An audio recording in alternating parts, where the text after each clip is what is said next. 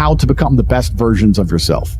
Because manhood is exceptionally hard and life is hard. But how you shape yourself will determine how hard it is for you and how miserable it will be. I want everybody here who's watching this, I consider this a matter of social responsibility. I want you to pull up a chair and eliminate all the distractions, because I'm going to speak to each and every one of you as if you were my son or a student or someone I'm trying to mentor. I'm going to imagine that all of you know nothing, and we're talking from the complete ground up. I've said this many times in many different iterations on different podcasts, but I want to repeat it again. As a man, there is no easy life. If you're looking for an easy life, you should have been a girl. You made a mistake. Yep. Your life is not about being easy. Your life is not about being happy. Your life is always going to be difficult. All of the pain you feel, all of the sadness you feel, you're supposed to feel as a man, and you have two effective binary choices. You either go through the suffering and go through the trauma and go through the hardship it takes to be a man of value, or you suffer eternity as a nobody. And being invisible, I would argue, is almost worse. You can have a very stress-free life if you work in Starbucks. You don't care about the Starbucks once you clock off. You're not at work at the time. You go home, you play video games, and you exist until you die. That's stress-free, but you have to suffer being a nobody.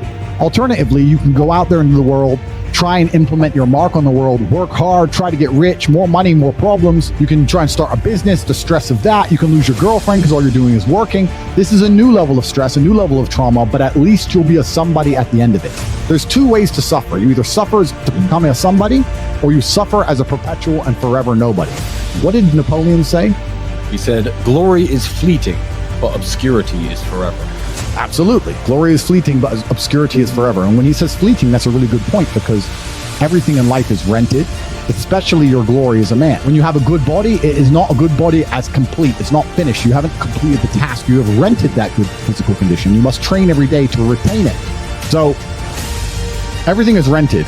Your body, you don't just get a good body and you're done. You still have to go to the gym every day to maintain that good body. You don't just get a hot girl and it's done.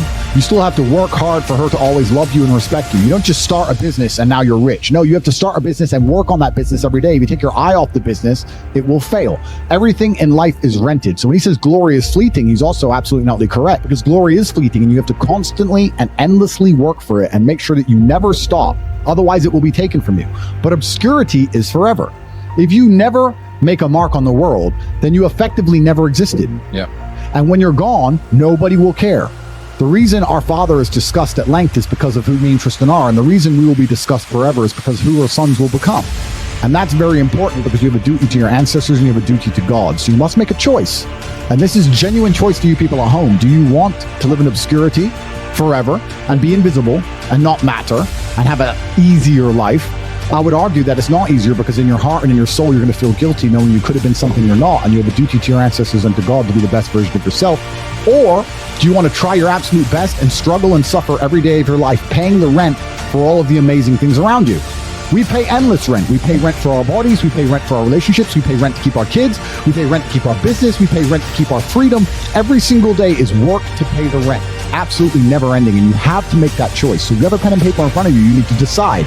Do you want to be invisible with a lower rent bill? Or do you want to be important and work hard and suffer to make sure that the rent is paid? It's a choice you must make, and it's binary, and you must be extremely dedicated towards the decision you finally make. So as you're just finding yourselves as men, I understand I have a huge responsibility because of the massive platform I have. There's no doubt about it. I am the largest influencer in this space. I'm perhaps one of, if not the largest influencer on the planet today. And I have a massive responsibility to try my best to improve the world and teach people important things. And it's very difficult, as most of you men are just finding yourselves, trying to figure out what and who you should be in a culture with little to no proper guidance. If you remove me from the internet, you have a whole bunch of loudmouths who've not achieved anything amazing or remarkable in their real lives. Who don't act in a respectful way. Who've not had any real world achievements. There's a few people I can name who aren't like that, but we're generalizing. And then you have a largely matriarchal society and a matriarchal education system that you're beholden to. So who's teaching you to be a man? If you're fortunate enough to have a fantastic father, great. But if you don't, there are very little lessons, and there's basically no guidance out there explaining to you the self-accountability which is required to be a man.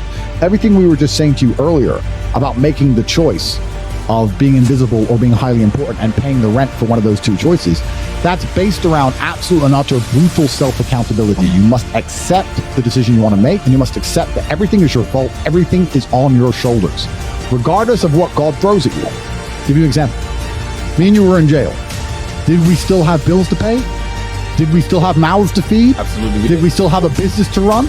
We're locked in a Romanian jail cell with no access to the outside world, and we still had responsibilities, and we were still absolutely and utterly accountable for those. We didn't sit and say, well, I'm in jail, so they don't matter. Let them take care of it. No, they do matter. We're men, and they must be handled, and we found a way to handle it regardless. Even though we believe we shouldn't have been in jail, even though it was unfair, even though it was a matrix attack, we still took absolute and utter self-accountability for the situation and all of our problems. We never skipped a beat. We never missed a single payment. We never let anyone starve.